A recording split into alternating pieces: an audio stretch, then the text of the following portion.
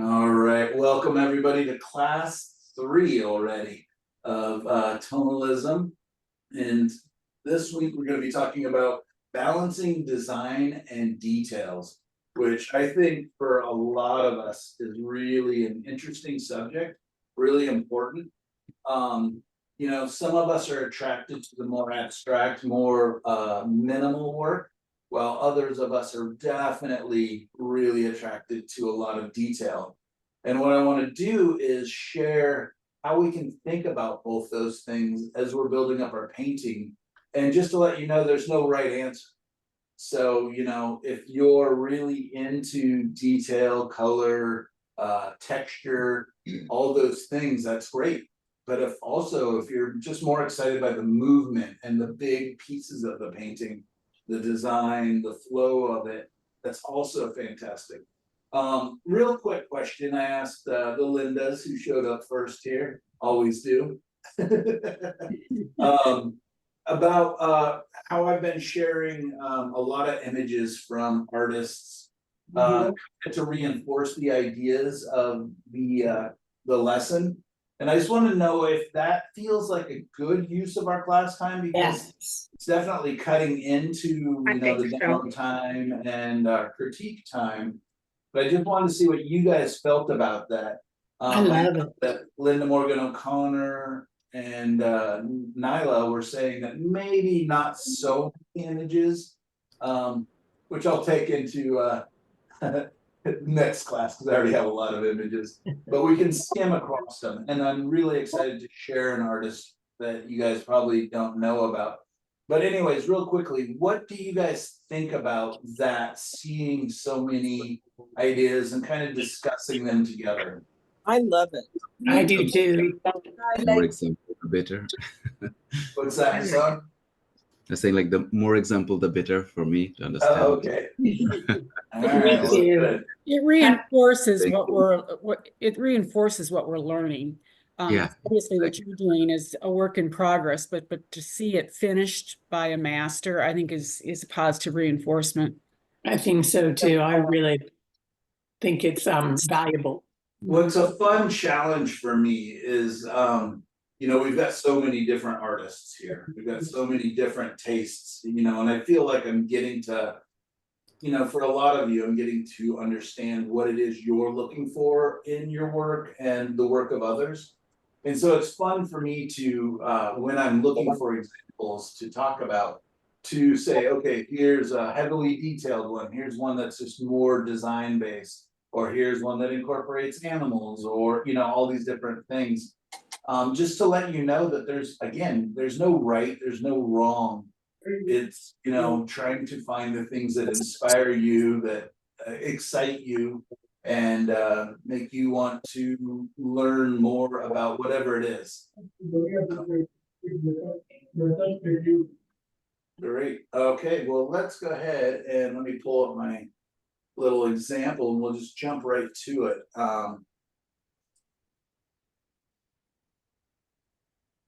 Sorry, my search for my picture of my grandma put me in the wrong spot on my computer here, so give me 1 second and I will pull up our examples. All right, so I'm going to do make myself the spotlight. All right, and let's go ahead and do a share screen and check out some work while and it's okay again also that I read the handout. I know you guys all have it, and I'm sure you've read it 20 times each. Minute to memory. Yeah, exactly right. So let's go ahead and do share screen. All right, so here are a couple different examples of balancing design and details. And again, there's no right, there's no wrong. So if you're more detail oriented, that's the thing that excites you. It's just the same like color versus tonalism, or bright and vibrant colors versus harmony. There's no right or wrong. So whatever it is, and I'm going to ask you guys a little bit about that today, of like, do you like this, or do you wish it had more detail, or do you like this and what about it? So the first artist I'm going to present to you guys is one I'm really excited to share. Her name is Anne McGill. and she does these super somber, very kind of romantic and very soft edge. And I'm kind of surprised that I've not brought her work up earlier. I think she's from England, but I'm not positive. How do you So, spell McGill? Magill. Okay. All right, so let me go ahead and start reading from the handout, and we can look at some of Anne's work and then some others and really just start to discuss this. So balancing design and details. The importance of design over details. When learning to paint landscapes, you might wonder if details or design matter more. The answer is Design. design. While details add charm and interest to your artwork, balance is critical. Too many details can be overwhelming, while too few can leave your piece incomplete.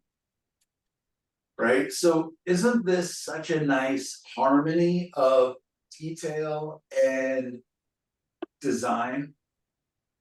Right?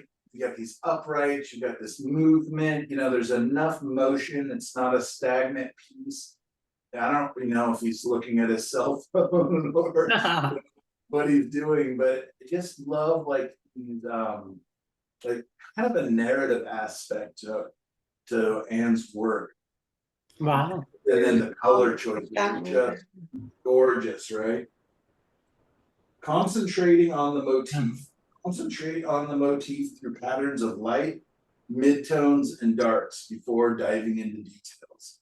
In painting, a motif is a recurring element or theme that helps unify the artwork and adds to its composition.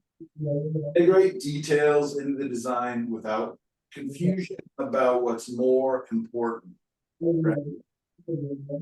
Isn't this just a gorgeous Yes. little bit of detail? And if we look, there's not even that much detail here. Wow. I love this buildup. It reminds me of the Madam X by John Singer Sargent, the lady. How it just kind of leads you through the painting. And again, one thing that Anne does so well is the color honey. It's just so, it looks old or something. Yeah. I don't know how you would describe it, but If we think about armature, Michael, like which category would it fall in? I would think like an L basically. Okay. But there's different forms of armature, but it also has kind of a triangular, very skinny triangle. But yeah, that was a really good question. But I think this one's more about the contrast, those white clouds, this dark. There's no information in this outfit. Really? Could it be a cross because of the clouds and his upright? Nearly, yeah. It would want to go through, if we say that this horizon line is a dark, then yeah, then it could be a crucifix or a cross armature. Kind of reminds me of the Wyatt family. Very much, yeah. Without this, without the dry scratchiness that the Wyeth family does. Yeah, and they just look like blurry old photos. There's something special about them. So anyways, I'm happy to share her work with you guys. I hope you'll take a minute or two, later in the day to go look at more of her work. But there's just this real limit of values, real limit of colors. And we have no idea. I can't tell if this is a tree or smoke or, there's just, but yet you have this lone figure. I don't know. Very much. Beautiful. And she's a current artist, you said? Ooh. Yeah, she's still alive, yeah. So this is Arthur Frank Matthews, who's really was a big influence for me as a landscape painter. He was an early California painter, and he actually started off, I believe, don't check me too hard here, but as a furniture maker, and then he started painting into his furniture in style. And then his early work was almost all women dancing. like in the big white dresses out in the fields, like picture like 5 or 6 women holding hands in a circle and kind of dancing and moving in these beautiful dresses. And what was so interesting, I bought a retrospective book of him and his wife's work, including their furniture.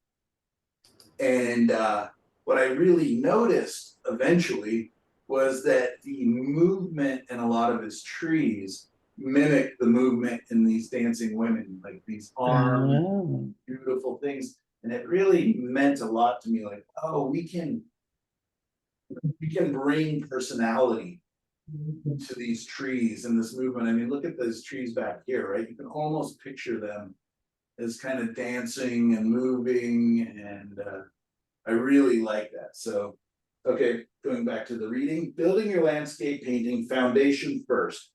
Painting a canvas is like building a house. Start with the foundation, then move on to framing, plumbing, electrical, and drywall. Only then should you add the finishing touches like cabinets, molding, paint, and carpeting. But what do people usually notice when they walk into a home? Exactly, the final details. Yeah. So you really see the underlying structure in the shadows and the darks. And if you squint your eyes at this painting, you can really see this kind of simplified, beautiful just sense of movement. Look at the C formation here, right? Uprights, but with very little information.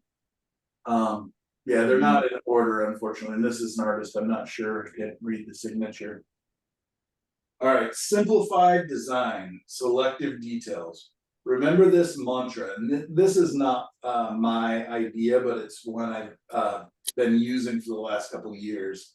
And unfortunately, I can't remember the name of the artist that I read this from, but remember this mantra: simplified design, selective details, SD. Simplified design, selective details. Gail, your work right now is so much about that. You're doing I such a love good this. job about that. Regini, your new work is really tapping into that as well, where you're letting areas go. You're not overworking everything, and it's so fun to see. So I'd love to talk to you guys about that. When starting your next painting, keep this in mind. Focus on the critical elements first, then add details judiciously. This helps you understand how much detail is just right. This method helps build a strong foundation of value patterns to form a more compelling whole. Big Oof. or diving into finishing touches. Make the painting process more, thinking big before diving into finishing touches makes the painting process more rewarding and effective. How many of us get so excited about the details that we paint the details, and then all of a sudden we're painting around them because we haven't figured the whole painting out, right? Yes. And all of a sudden you just start to protect it. There's almost nothing worse in painting than protecting areas of your painting before you have it all figured out. When starting a painting, we can often focus on the scene's surface allure rather than the underlying design relationships. All right, so I grabbed this one by Bernie Fuchs. It's the same guy that we really over dissected last week with the triangular pattern with the shadows. But what I really like is, what's the focus? This gentleman fishing right here, right? Yeah. Right. But look at how much other information he felt free to put in there, and how blurry it is. And I mean, you squint your eyes and it just moves so well. He's got these other figures repeating this pattern off to the side, but he really keeps this figure isolated. And again, squinting our eyes, we've got these darks, we've got a little dark, we got a little dark, and I mean, Bernie Fuchs, he amazes his work. Wow. And it's just, how little, like, right? There's some buildings back here,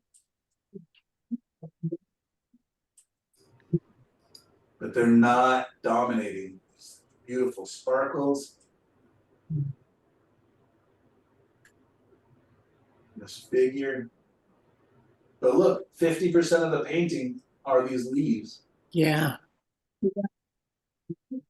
I I would be terrified to come up with this design, but it's so clever in my, you know what I mean? So it's like, I can teach you all the rules and all the guidelines and stuff, but this totally works, even though if you told me you wanted to paint a picture of a fisherman sitting on a bank, I'd be like, well, this should be your scene, Mhm. right? Mhm.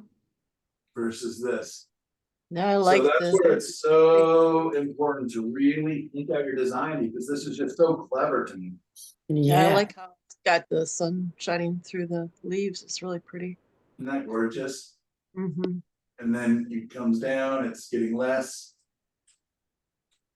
The sparkles on the water, and then it's just barely a little silhouette on the figure. But it's that contrast in warm and cools, isn't it? That red that pops him out.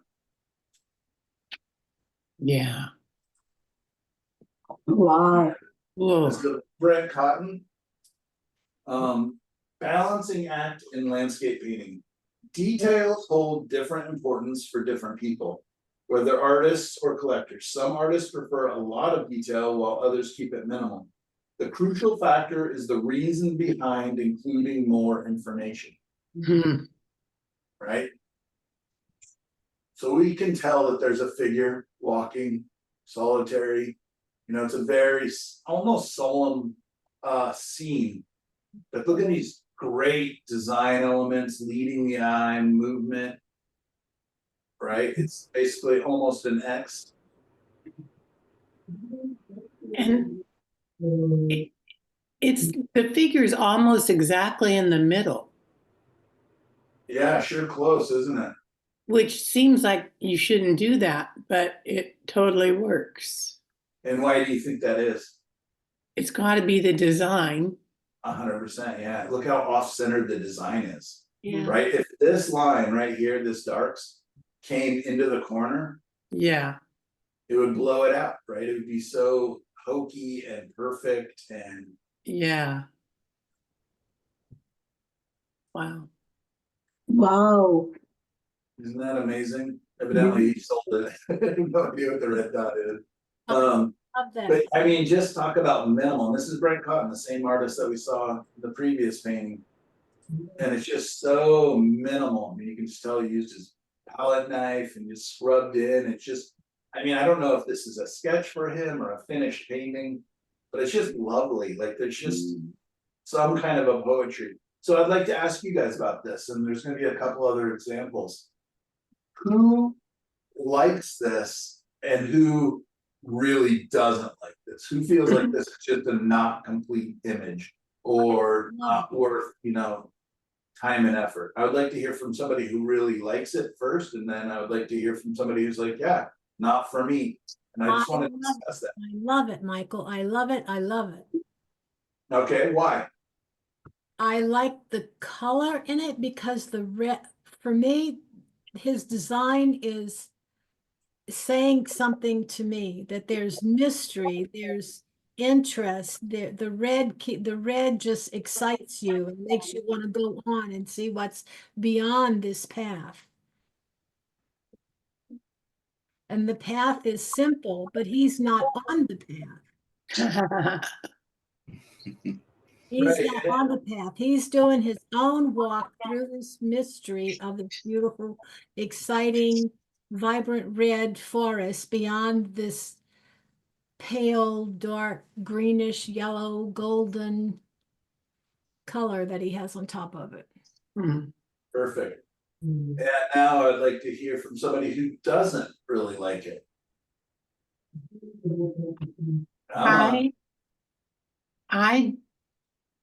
I really like it, but I don't like that red dot. Yeah, I think I may have accidentally put that on there. Oh, okay, because I find that very distracting. Yeah, that's why I was joking. Okay. Like, oh, it looks like it's sold. All right, There, well, so let's that wasn't ignore the very red much. dot. Yeah. Yeah, is there anybody that this is just too minimal, too? Yeah. I I don't- appreciate this painting, but I wouldn't want it in my house. Yeah, I wouldn't either. It's just not something that I would like to have around me all the time. It's too indistinct. It is And it- very, very indistinct, and that's what part of me is like, do I like that? Like, do I like that my brain fills in that there's bushes and trees and, you know, and I don't see that as a path, I see that as a creek, but, you know. Yeah. unt- Yeah. Can you zoom out so I can see it, so it's not there? So actually- I like the design, but I think it needs more detail. I There you like the go. design, but I do not like the colors. To Oh, me, really? these colors are not my colors. Right, Hmm. And they It's kind of. I wouldn't have it in my house either, but I think the design is very cool. I Yeah, like, the design's nice. so let's look at some others that are gonna be, we're gonna bounce back and forth between very high detail and very low detail. So Mhm. this is Brian Blood. We saw his sand dune paintings last week, I think it was. He's so good with using these. oh, that's awesome. What's his name? Yeah, Brian Blood. Black Brian Love. I like that better than the last one, because for me, it has something in the foreground to get a hold of. Absolutely. Story is very similar. Yeah, Yeah, right? It really is like, Well, in this painting, if you look at it, it looks, you can tell he glazed on top of it.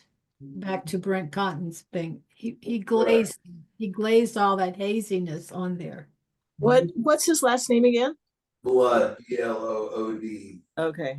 excuse me, but I Fantastic have to painting. ask a question. Does nobody else see that name at the top of the picture?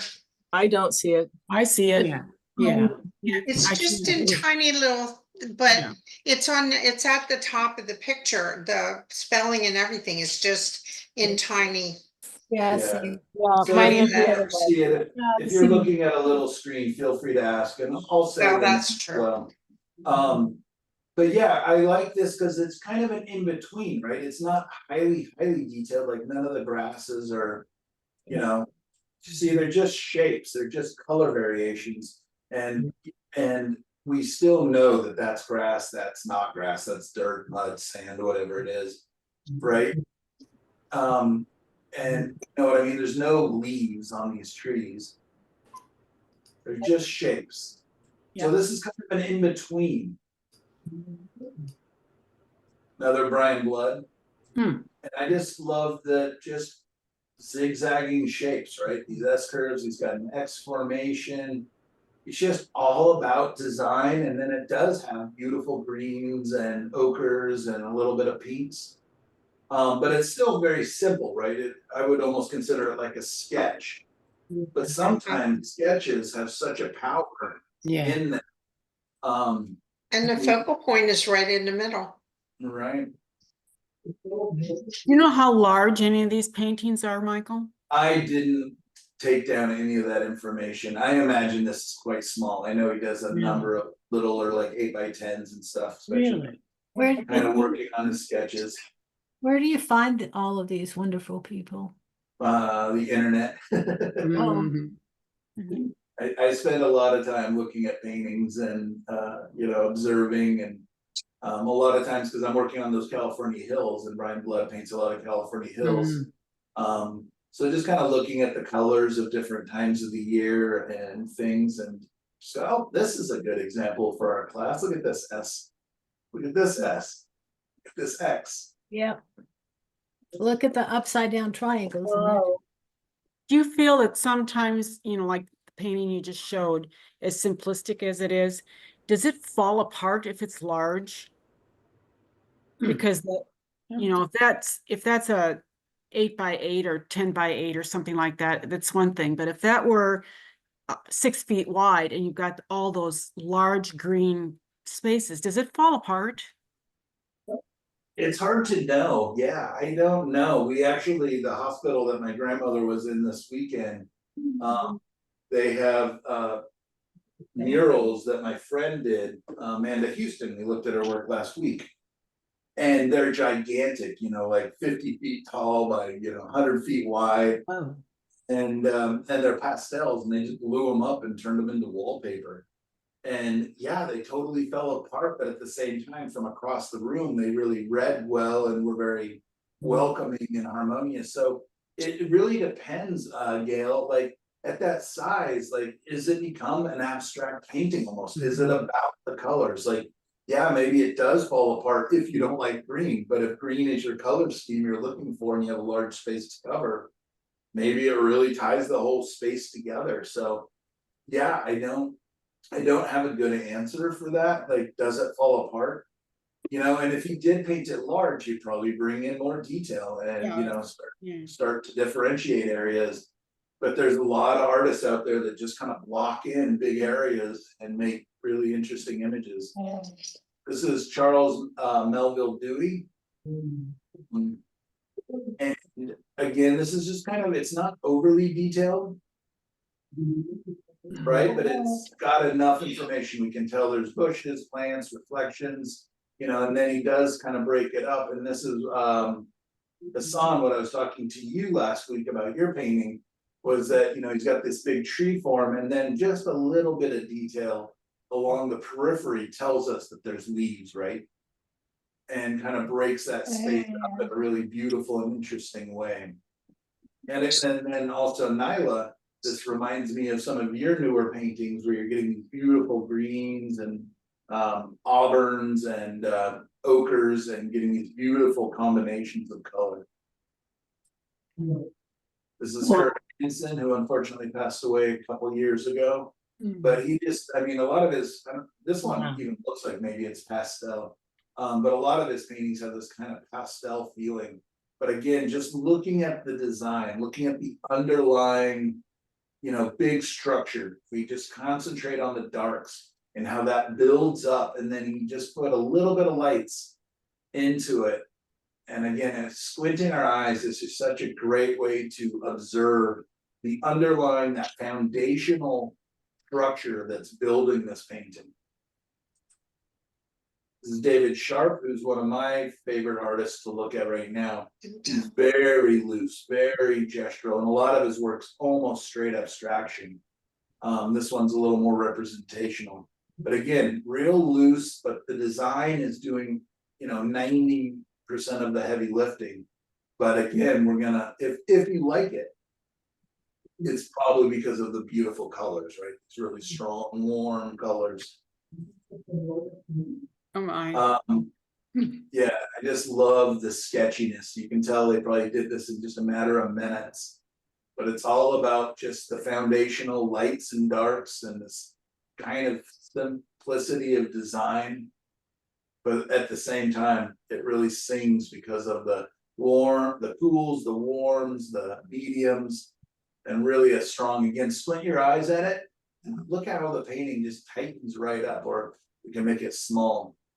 Then when we make it large,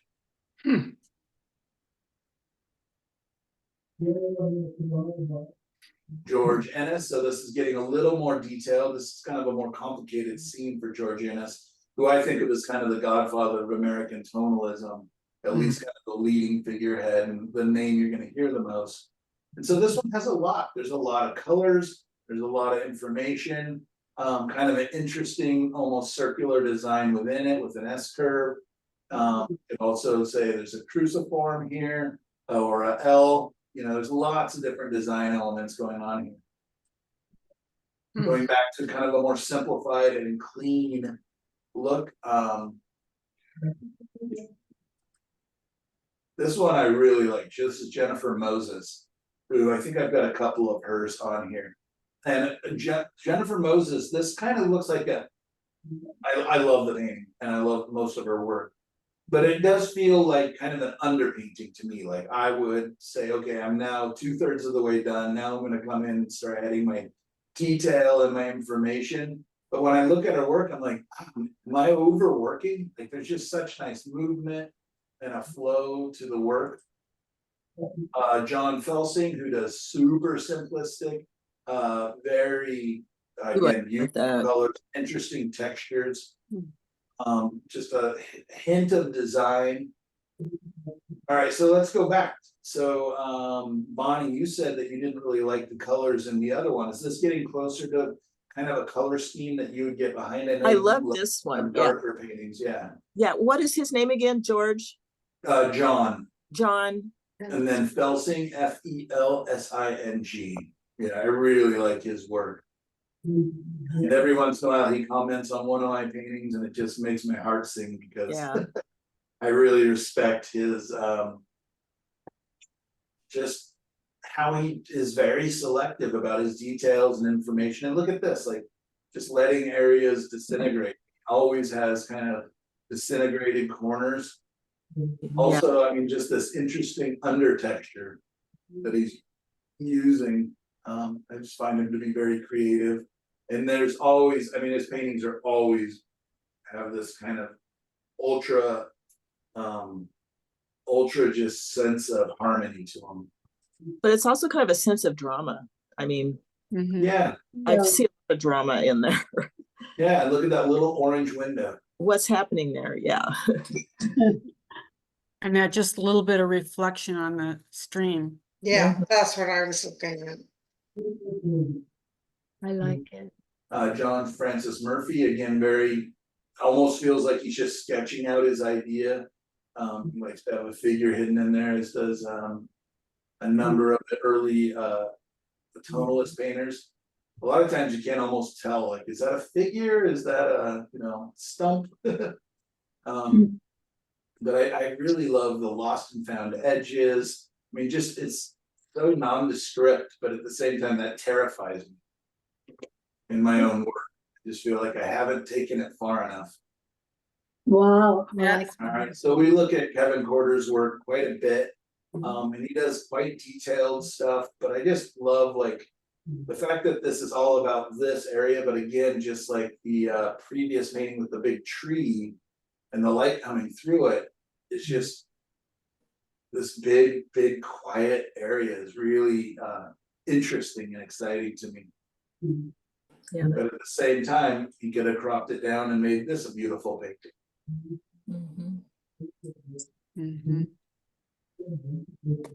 Like This that. is Leonard Ochtman, who I think maybe I've shown this work in a previous class.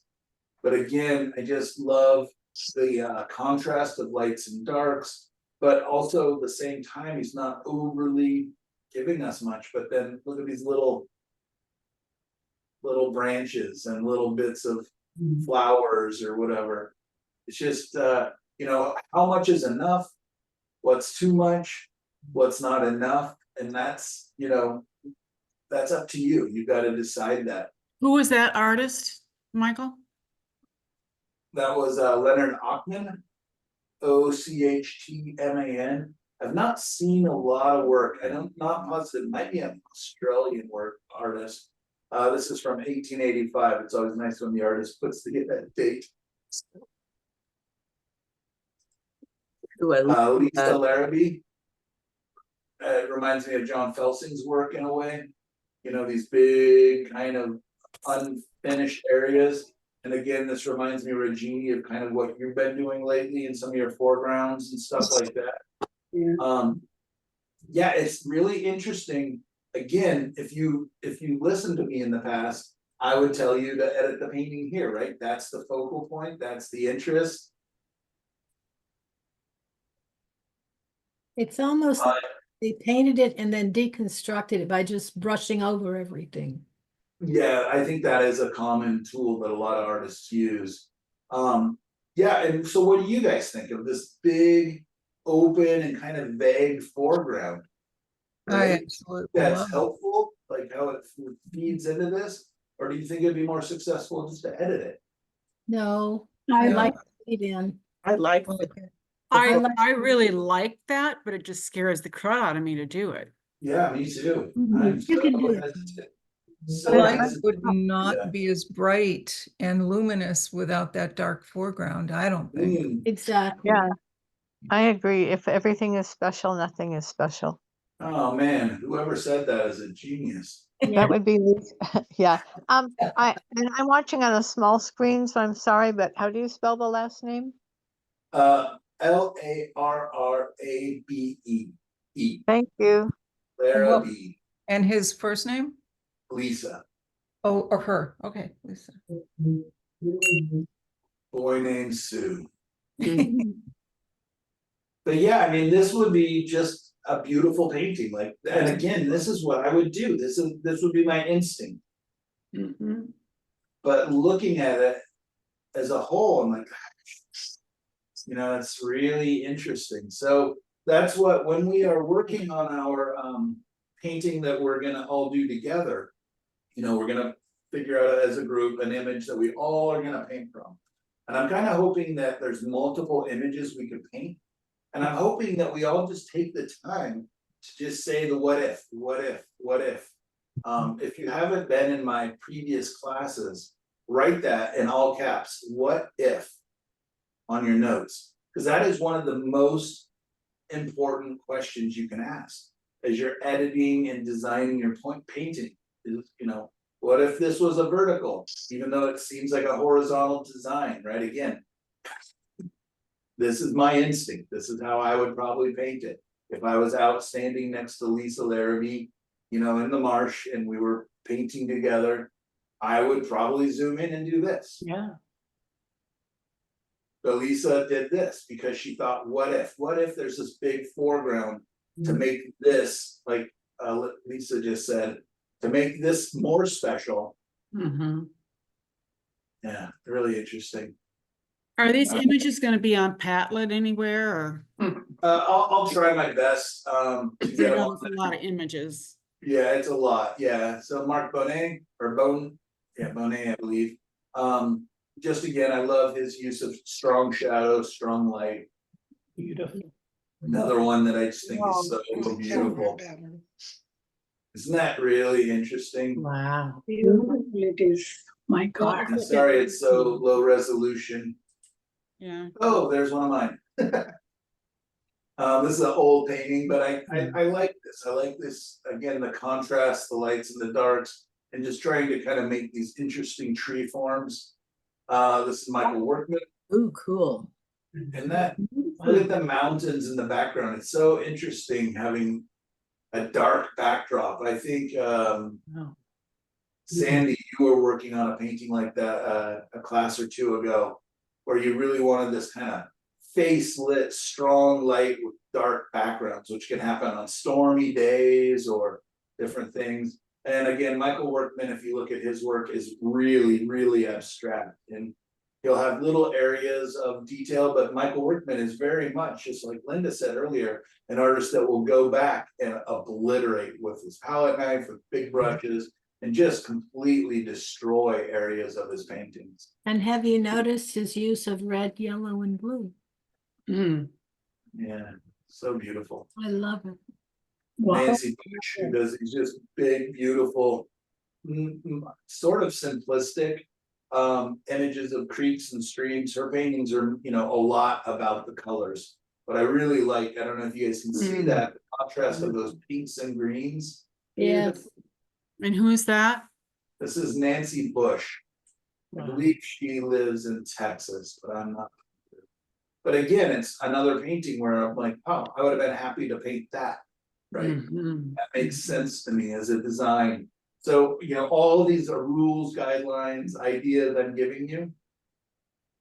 Get blown out the window, right? Yeah. I like to say, if it's about the sky, you know, the sky should be interesting, whereas the sky is interesting only because of color contrast, but really the interest is here Yeah. with this big sky. So what if, what if, what if?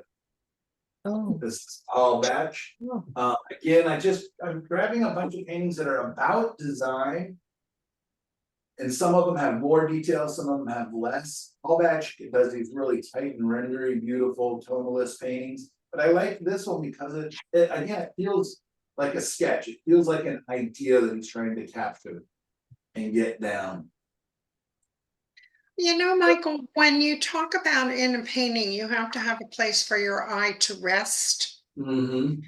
I feel like I have to know where I am to begin with, to begin the journey in there.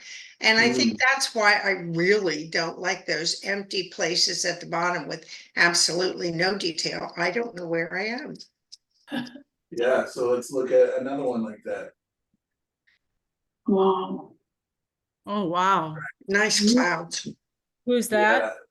So this is Renato, Renato, and I believe it's Muccillo, Oh, yeah. Muccillo. I've shown you guys examples of his work. His work is so design heavy and so beautiful, and then really about values, but at the same time, he is not afraid to get detailed. Mm. Almost every photo I ever see of him painting, he's using a little teeny tiny brush. So he really gets in there and breaks up these scenes and almost gets to photorealism in some areas. Like, look at this, another one of his paintings. Wow. Oh my gosh. Amazing. Wow. Right, but you still see the underlying lights and darks that are giving the form and the structure and holding it all together. So even if your preference is to lean towards detail, or you know what I mean, or more finished, more refined, the realization that those lights and darks still are the most important thing. So, and again, here's same artist, Renato, and much looser, right? Especially in the background, very hopeless. But then we get up into the foreground. Yeah. Wow. Mm. Russell Chatham. So we're gonna speed up a little bit. It's we've shown a lot of work already. Russell Chatham is one I show a lot. He just passed away a couple years ago as well. But I just love he never has really dark darks and lights, hardly, you know, in his paintings, and just really merges light values in his paintings. Could be long. This one is just more about the interesting shapes and formations of these trees. He's an Australian painter that I really like looking at, just because he's kind of this hybrid of naturalism and very designed and very Art Nouveau kind of feel to a lot of his work. Oh. Xiaoming Wu, who I just think, I mean, he's known more for his figurative paintings, a lot of draped women with, you know, big cloth over them. But what I really like is he's got a strong sense of design, very much the angular or S curve. But what I really like when I look at his work is the lost and found edges. Wow. Yes. All right, I think we did it. Wow. So, you know, looking back, thinking about these, so yeah, my main thing is when we're talking about balancing design and details, is that there's nothing wrong with, you know, wanting to be or being attracted to photorealism or highly detailed imagery. But I want you to learn that the design still has to be there. You cannot paint your way out of bad design. No amount of color and fancy brushwork is going to save you. Right? So design, because composition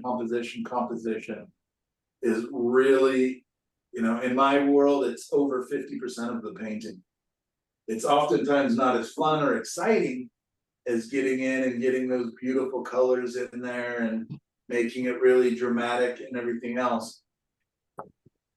But you have to have that foundation to build on.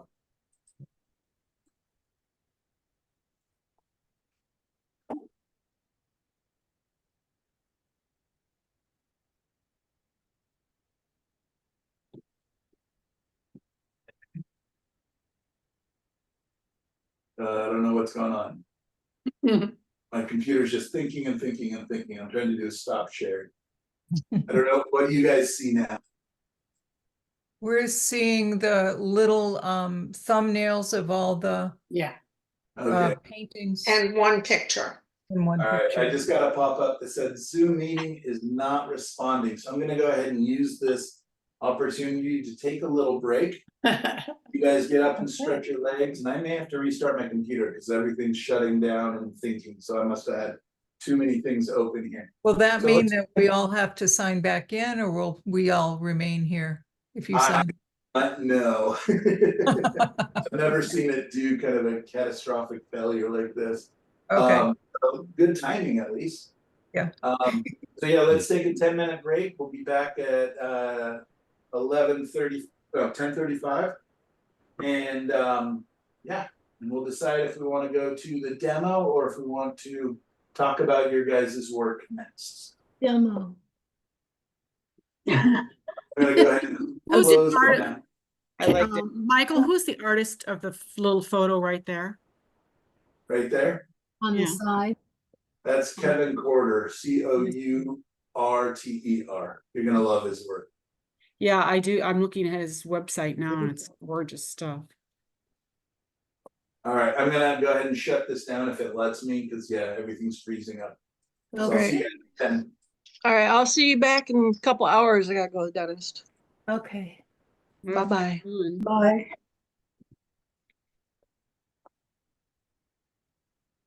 Get off here.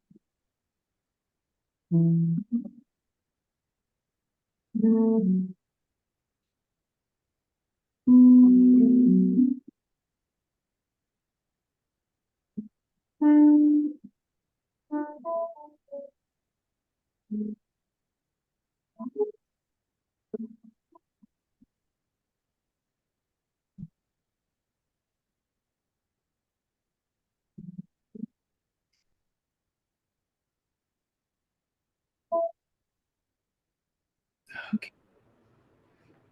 Trying to say hi. Say hello.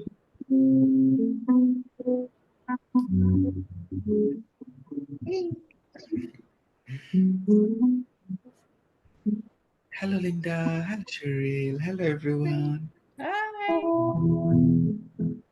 Hi, Gail. Looks tired. Just she just wake up from. Say, A nap. Yeah, we have to remember what time it is there. What time is it there, Hassan? it's 6 At night or in the morning? in the evening. Yeah. Yeah, she skipped her afternoon nap today, so yeah, it's like a Yeah, she's delayed ready nap. for bed. So tonight will be interesting. Like, yeah, she usually goes back to sleep like 9 or 10, but yeah, I don't know when she's Yeah, I gonna don't go to think she'll sleep. make it. What is that? How old is she? She turns 18 months. Oh, What is that? She likes apple. Apple, yeah. So every time I need to like draw something. So this is like an apple, and she got it. comes, yeah, checks that. Okay, what is that? The tree. Ah, it's apple. Yeah, it's cherry. Can you say cherry? Ah. Yeah, she's usually very shy, but today she says she wants to say hi. That's all right. Okay. They don't stay shy for long. Huh? They don't stay shy for long. No. Sooner or Yeah. later, she'll be out and doing her thing. Oh, that's cherry. Yeah, that's right. Need to show the cherry to Linda, everyone. I sent you an email of a photo, Cherry, Which right? Linda? Oh, Camarada. that And one. Linda Camarada, I just got a box from you during the break. You're muted. Nice, huh? We just got Wonderful. our Christmas ornament, so very excited. Thank you so much. You're welcome. Okay, so on the easel, before we start here, I was going to do a quick little just color study because I'm making up the colors in the reference. That's that big tree that we were looking at last week, the oak tree. I finally luckily heard back from the lady who I'm doing the commission for about the colors of the trees. And it's a very odd color. The trees don't turn red. Some of the other ones in the painting do. But the main tree turns to a kind of a yellow ochre green. So I'm very curious about that color. So anyways, I threw up a panel. But because we're already an hour into the class, I wonder if I should just skip this stage, or if you guys would like to see how I would kind of just test some colors and lay out color ideas, kind of in a loose, almost abstract way. think Darlene, you had questions on that a couple weeks ago.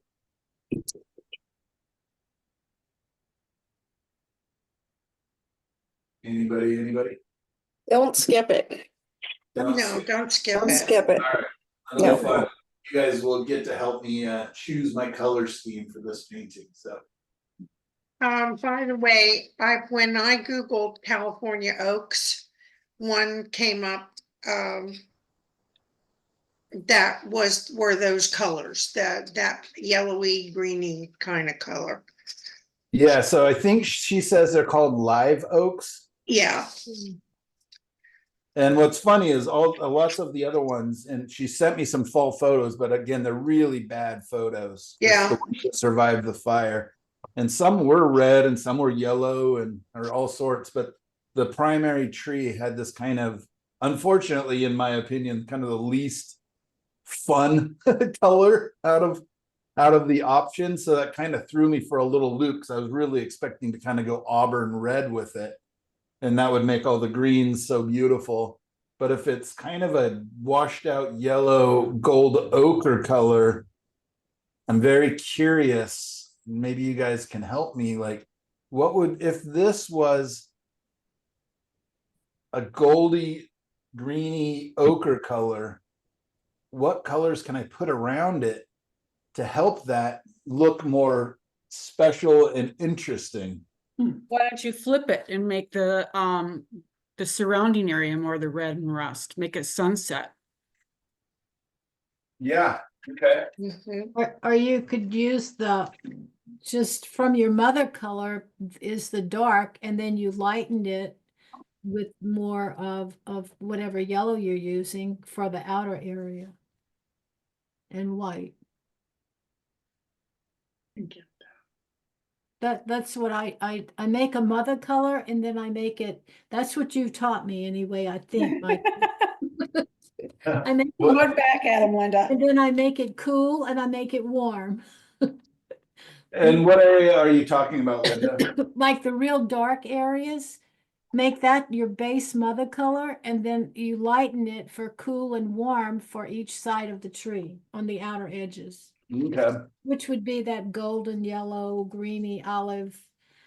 Because it's a yellow olive. I lived in Texas, and they're all like they look like the mesquite trees look right now.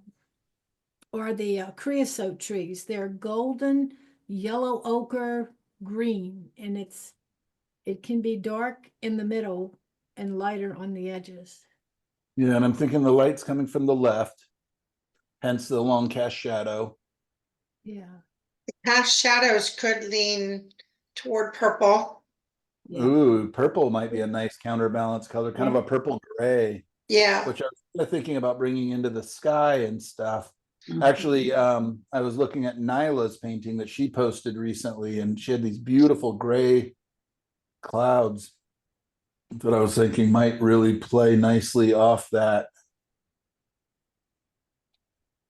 Yeah, it's interesting, and just waking up this morning and getting the email and just going, oh no, that kind of really changes everything I was thinking about. Well, but there's more than one tree there. So behind that tree, you can have something that is a different color, just not brilliant different color. yeah, I don't want to make all of a sudden this tree. No, I meant the central tree. There's 3 trees in the middle there, aren't there?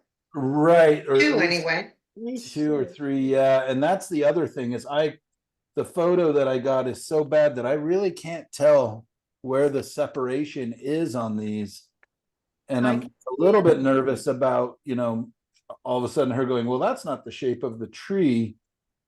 You see that you see where they meet in the middle right here? Like if Alicia, yeah, like right in the center, then the tree, it comes out about 3 feet toward the middle of the belly, and then it goes down slowly, and you can see shadow from the back tree. Yeah, exactly. All of that on the right is dark from the back tree, shadow. Yeah. And then there's a third tree casting this shadow. So this tree and this tree share a shadow, and then there's another tree back there that I don't think we really see very much of. No. Whew. Yeah, You It's- barely you see, and you put it in your painting, you put it in your underpainting. The back tree is that little fluffy stuff on the right-hand side and just a little bit on the right side. And then it's shadow from the back tree, from the third tree on the ground. And you put it in perfectly. thank you. Yeah, I don't quite see it myself, but yeah. You could stick it in Photoshop and stick your picture in Photoshop Yeah, and just play around with it until you, because different times you play around with it and all of a sudden you can see things that are a little different. it's Yeah, but this is not, I don't have the digital file. She sent me a photo of a photo. Oh, I think she's Well, talking yeah, about putting the but painting still, in. I'd play with it just in case. Yeah, maybe. put your painting in Photoshop. Your underpainting. Oh, yeah, maybe. Yeah. yeah, because you put it all in perfectly, Michael. You are a master. Does anybody want to tell Linda the truth? Now, No. Michael, I'm gonna tell you like I tell her, I'm gonna knock you today, Michael. I'm not gonna hit you, Michael. Michael, you're doing things subconsciously that you say and you don't even realize it, and you're too hard on yourself. Well, yeah, thank you. I appreciate that.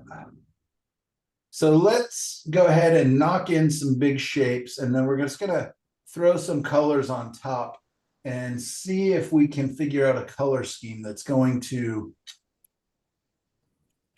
help with this. So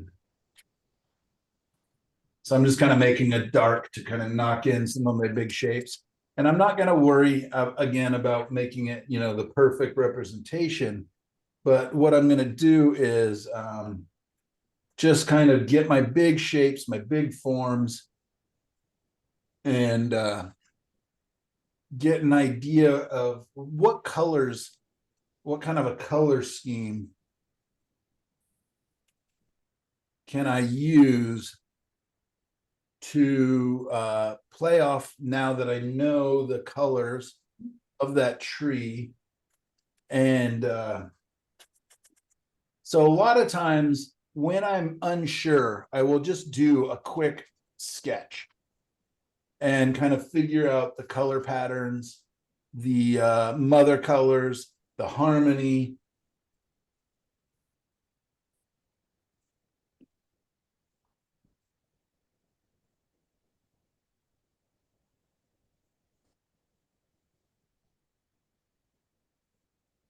Are you going to be able to get a good idea with your yellow background if you're trying to do a yellow color there? I hope so. I couldn't. I'm just saying to get a good feel for what the color is. Sure. Yeah, I think, I'll cover it pretty quick.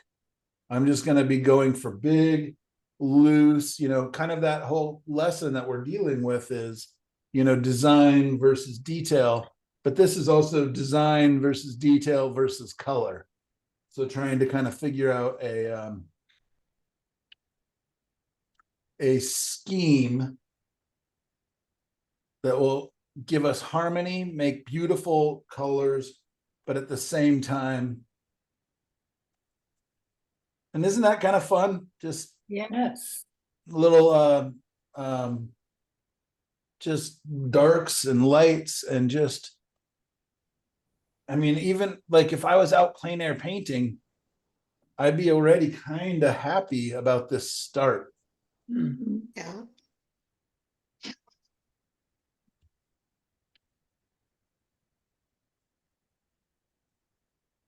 And that just shows you that the lights and the darks, even though my darks are too dark up top and everything else, I'm not getting the right values, but it really helps me to break up the scene.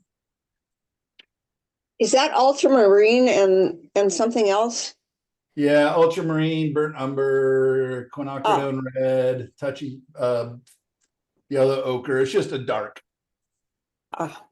Yeah, but if I wanted to make the quickest, if I have burnt umber on my palette, ultramarine and burnt umber.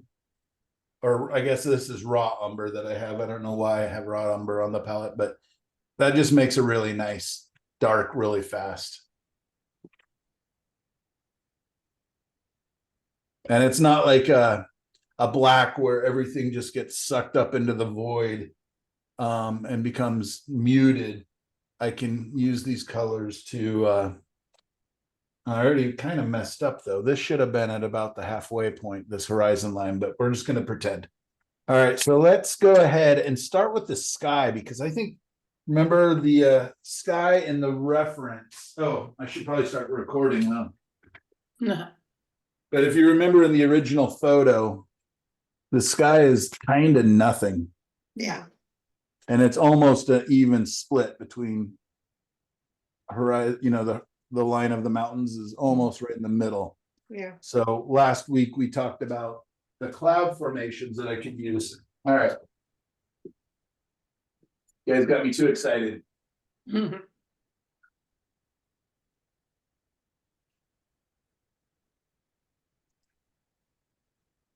Oh, we've been recording this full time. Wonderful. All right, well, good. Be one long video.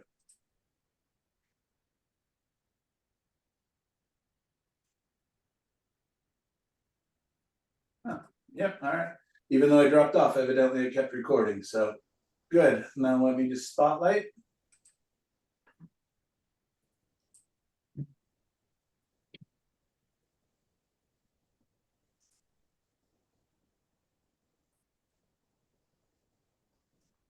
Okay, there you go. Everybody sees me as spotlighted now? Yes. I see Okay, your great. painting, All right, good. not you. Not me now. All right.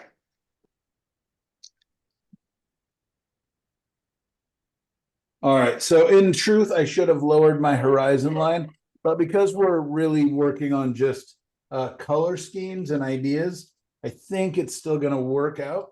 If it was just me here by myself, I'd wipe it off and redo it, but I wanna, you know.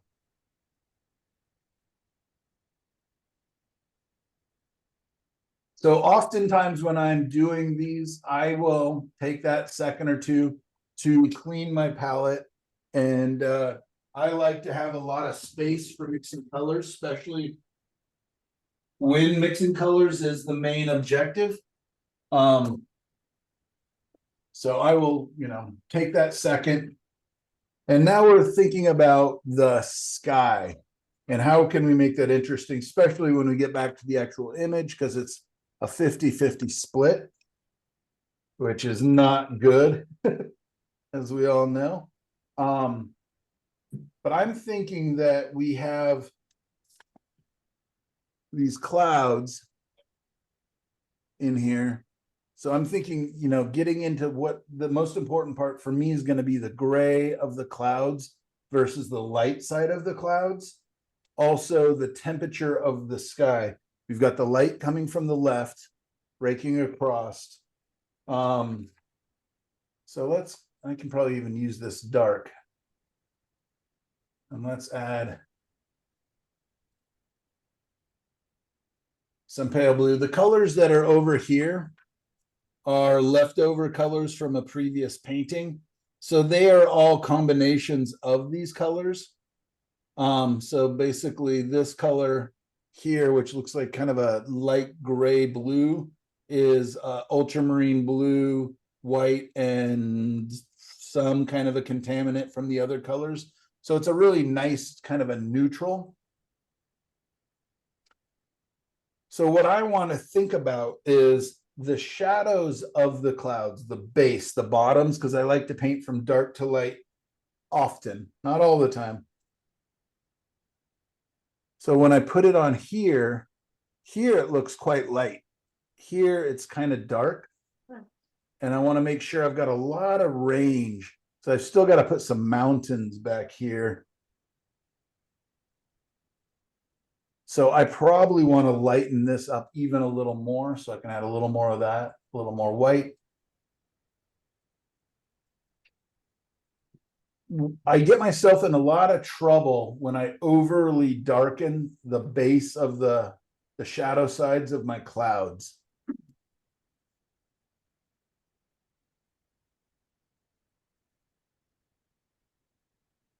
Man, maybe you were right, asking about if that yellow is going to get me in trouble, because everything's appearing dark on top of it, especially the cool color. So there we go. So let's see, this might be too light, but I won't know until I, get it fairly well covered. With those mountains in the distance, they might not be quite as dark as you threw up there. I mean, Yeah, wouldn't they they fade to nothing? I'm sorry, what? Wouldn't they fade back to a lighter color in the background there? The They mountains? definitely could, yeah. Something maybe closer to this, Yeah. maybe even lighter than that. And I'm also thinking, because we got warm light coming across, I can warm up that side of the mountains. So a lot of times when I'm doing these little color studies, it's super messy. It's just me seeing, what does this do next to that? What is this next to that?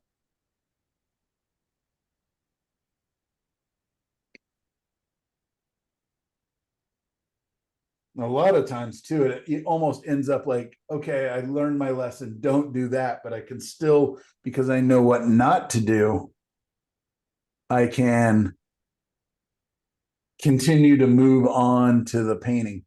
So these little color studies, let's just see it. Let's just try doing this in like 15 minutes, right? Because if I told you, you guys should be doing color studies every once in a while, especially if you're insecure or don't know what to do in your painting, but then I spend 3 hours doing it, you'd be like, I could never do that. I don't have time to do a color study. So let's see if we can do a color study in 15 minutes. And what I'll do is kind of try to preserve some of these colors. So if they work, then I can match them to go back into the other painting. If they don't work, then I'll scrape them off. Does that make sense? Okay. Yep. And, some of you would be like, okay, I did, 20%, quinacridone, and, try to figure out how to recreate these colors perfectly. But the truth is, with a limited palette, I can get back to these pretty quickly. And for those of you who are newer to painting, that pretty quickly is not going to be as quickly as I do, but it's, I've been doing it, I understand it, and that's why I suggest using a limited palette, is that you'll start to understand the formulations. You'll start to understand how they work and what they're doing. So even if you're not using the same palette that I'm using, I suggest using a repetitive palette for as long as you're comfortable, and it may be adjusting 1 or 2 colors at a time. But try to stick with a somewhat similar palette so that you actually begin to learn how the colors work together, and you're not always having to guess. I feel like I'm talking over myself already, but does that make sense? Like if you're using something similar, again, I equate it to cooking, right? If you're using the same spices, you can guess, oh, I need more salt. Oh, I need more pepper. Oh, I need more curry. Oh, I need more whatever it is. But if you're, constantly on Instagram or Pinterest and following those recipes where they have 37 ingredients you've never heard of, and you're trying to follow along, it can just make you crazy because you have no idea what these different spices do and how they work together.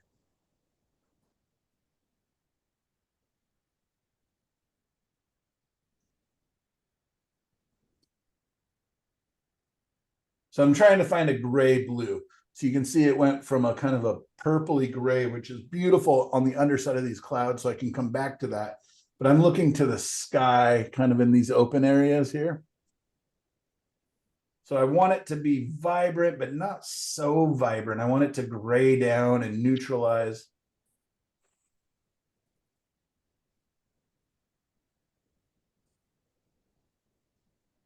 Did anybody start a timer? I'm watching. All right. It'll be 10 after Ah, whatever hour you guys are on. yeah, if I need more time, I'll just do another hour. Well, yeah, why not? It's fun.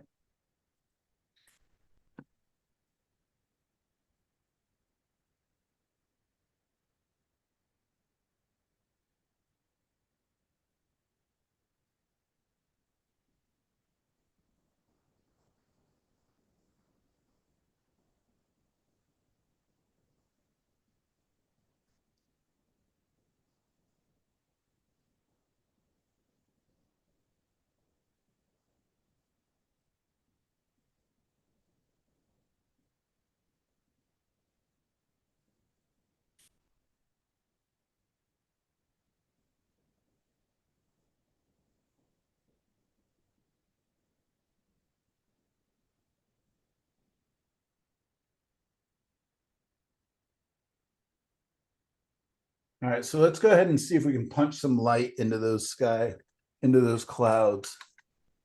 I'm thinking initially I wanted to do pink into these clouds, but that was when I thought the tree was going to be red. So now I'm wondering if I should bring gold yellows into the sky to kind of harmonize back down, or maybe even a combination thereof. So let's go to yellow ochre, which is a scary color for me to put into the sky.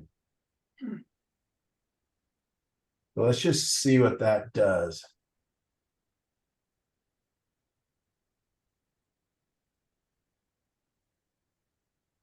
Maybe a little bit of red into that.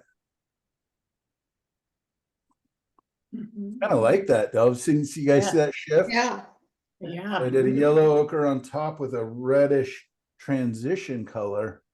The red against the purpley gray, that's beautiful. Yes, Isn't it it? is. Yeah.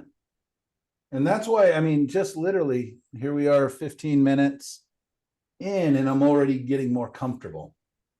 Good. No, you're not 15 minutes in. You're 5 minutes in. You Yeah. have 10 more minutes to go. That would explain my discomfort. Uh-oh. Michael. In 10 minutes, I'll be comfortable.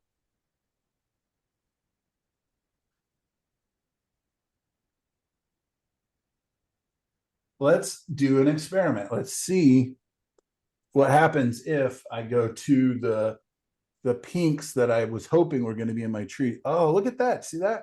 That's pretty. That's pretty. A little transition. So now we've got a triple transition. We've got yellow to orange to pink. And let's bring, Are you writing all this down so that you can duplicate it? Oh, he can go back and watch the film. Watch it on video. yeah, watch the game film.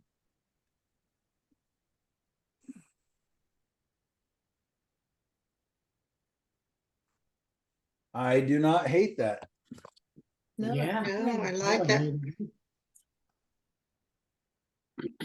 So that's fun. Okay, so now we have an idea. So we're going to use yellow ochre, which I don't think I've ever used in my skies, but it really grays down nicely, which I think is going to harmonize well. Mhm. All right. So how much time do I have left? 10 minutes? Yep.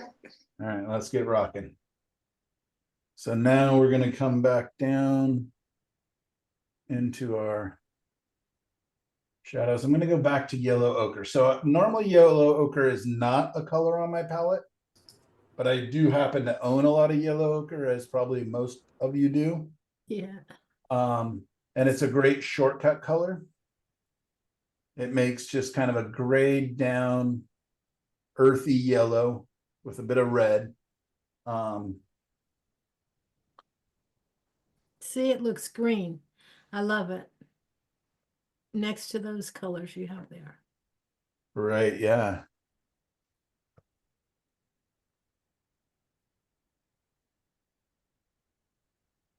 So let's do a contrasting color of a pink. I'm going to bring that yellow ochre in. Ooh, so beautiful, man. Where have you been, yellow ochre? Mhm. And now half of you are like, I told you. Yellow ochre is fantastic. In small Well, we've doses. been using Indian yellow and you Yeah. dull that down and it comes close sometimes. No, yeah, yellow ochre is the easiest color to make. Like one of my favorite things a student can ever say to me is, yeah, but what about yellow ochre? How do you make that? I'm like, I'll show you. It's the easiest color to make. All you do is take a tiny bit of a mid value or a yellow and mix a touch of blue and a touch of red, and you've got yellow ochre. Yellow ochre is just dirty yellow, but it is a great shortcut color. Have you ever used the that transparent yellow oxide?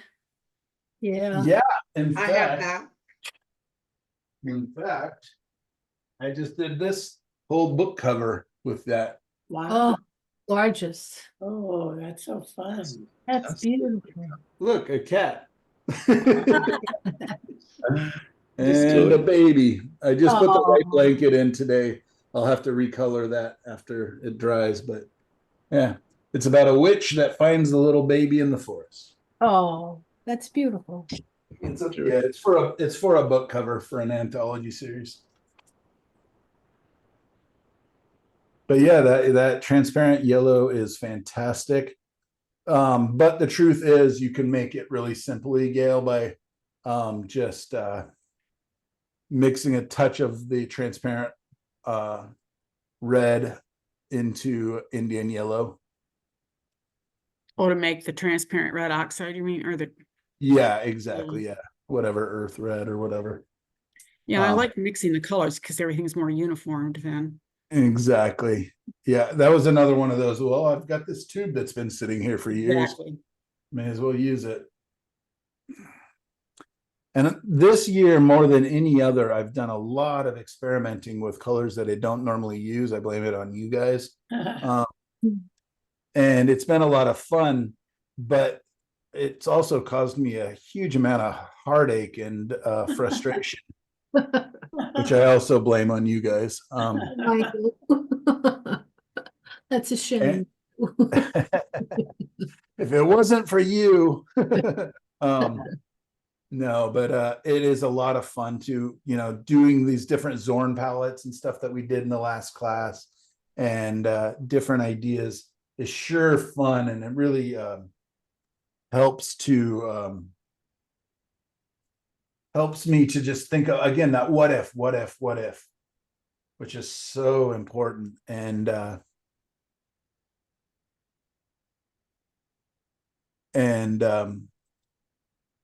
the point being is that when I do go back to my own palette, my regular palette, it's just like, oh, the colors are doing what I expect them to do.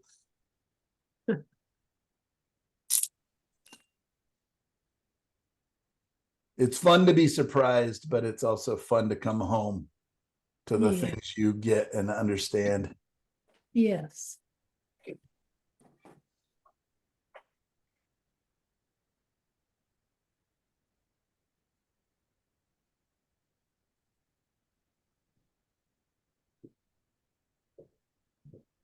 Starting to look a little bit like a landscape in perspective. How much time do I have left? 4 minutes. Oh, goodness. We're gonna have to get that tree pretty quick. Yeah, let's knock in. Okay, so if the tree is this goldy yellow, Gail, you had recommendations, and I think somebody else had recommendations. You're thinking bringing the reds, maybe. Yeah, and into- Cheryl was talking about purple, and I think you could probably do a little bit of both so that it's. Purple into the shadows. Mhm. Ooh, I got an idea.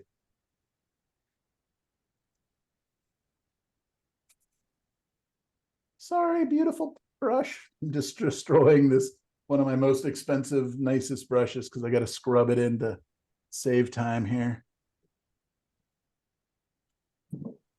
Okay, so we got this kind of greenish. Oh, it's a beautiful color. That just the lighter value of that color in like mid your background would be cool. Would make it look like a Texas landscape color. You guys see how I'm twisting the brush? Hassan, we were talking about that last Thursday. Yeah, yeah, you can see that. So you see, Focusing here. watch this movement, like just, you know, I barely have to push, and you see how much all of a sudden it just feels like texture. Yeah. I'm not saying I'm doing the right textures and the right movement by any means, but watch. So you grab it, don't hold it like a paintbrush or pencil, hold it like a wand, move it, and now I'm horizontal to it, and watch what happens here. I can just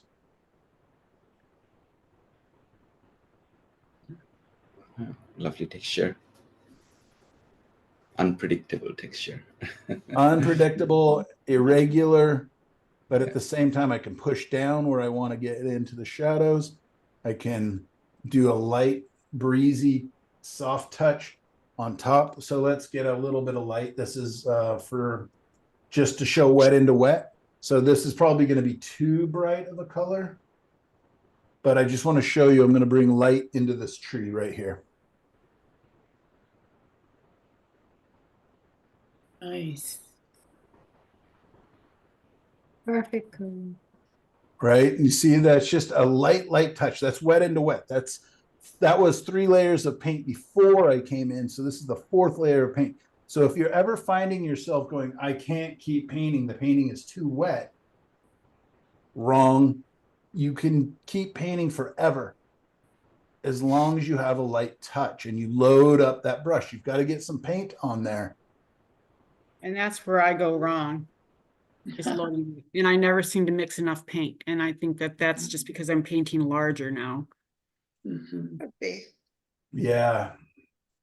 So for you, Gail, in all caps with your permanent marker on your right arm, on your left arm, right, paint like you're rich. Yeah.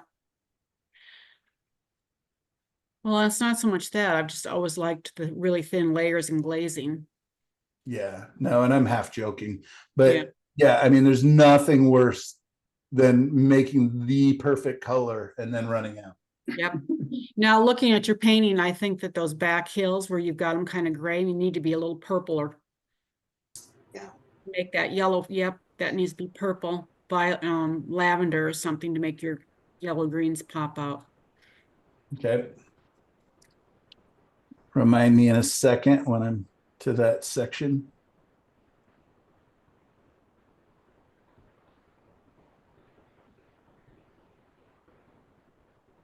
That's the perfect green. Yeah, but it needs to pop. Yeah. Here. No, on your Oh, on the tree. She's tree. talking about your tree. The Linda and I tree, are the perfect communicating. green. Yeah. That's the perfect Texas green live oak tree color In fall. in fall. All right. In spring, they're bright green.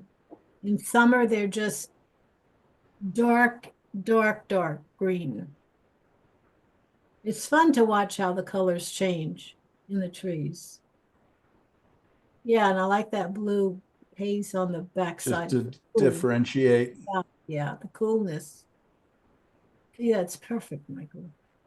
I think you need to step back almost and just look at the beauty in that. It's so gorgeous. I ain't got time for that, Linda. Oh, He's over his 15 minutes. Yeah. Well, no, yeah, 1 minute over. 1 minute, okay. There's the purple for you, Gail. I mean, No, Cheryl. Cheryl. Yeah. Yeah, they're too pink. And we want to lighten these. That Is needs that to what be a you're- lavender or something, yeah. Okay. Make So the yellow at the top pop. I can also play up the yellow. Isn't that tree beautiful, guys? Yes.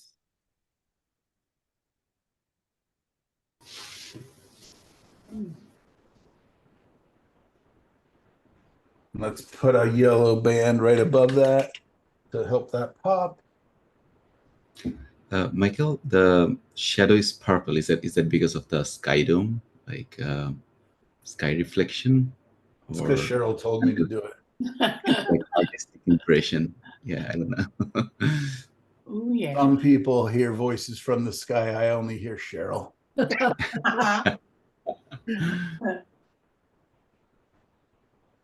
See now the top of the tree. Marvelous, marvelous. Bravo, you did it. Yeah.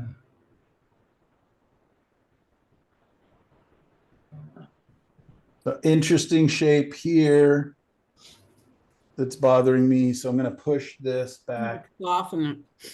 here. There we go. You're doing a color study, not an edge study. Exactly. Okay. But the Yeah, again, not an edge study. pops now. Yeah. Michael, will you turn off the light just for a second so we can see? Gorgeous. Yes, Mm. I'm gonna go and adjust my screen, I think. So I don't see them as bright as you do. So much cooler here. That's Not in a good way Yeah. cooler, just cooler temperature. I don't like this edge here. Yeah, it needed that mid value you just put there. Yeah.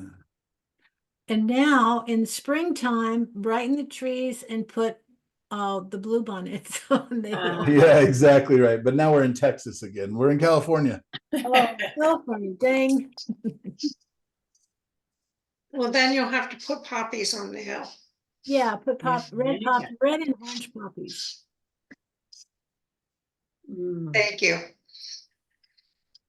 So yeah, looking at the sky, I do like those colors, those grays. Great. Yeah. The cloud shapes are a little funky and silly, but all in all, it's got a nice movement. We've got, I probably have to warm up some of these and, create a shadow light pattern on the back hills that's a little stronger because I want that whole light to be moving across. But all in all, but I don't feel like I got to the fall color in this tree yet. No.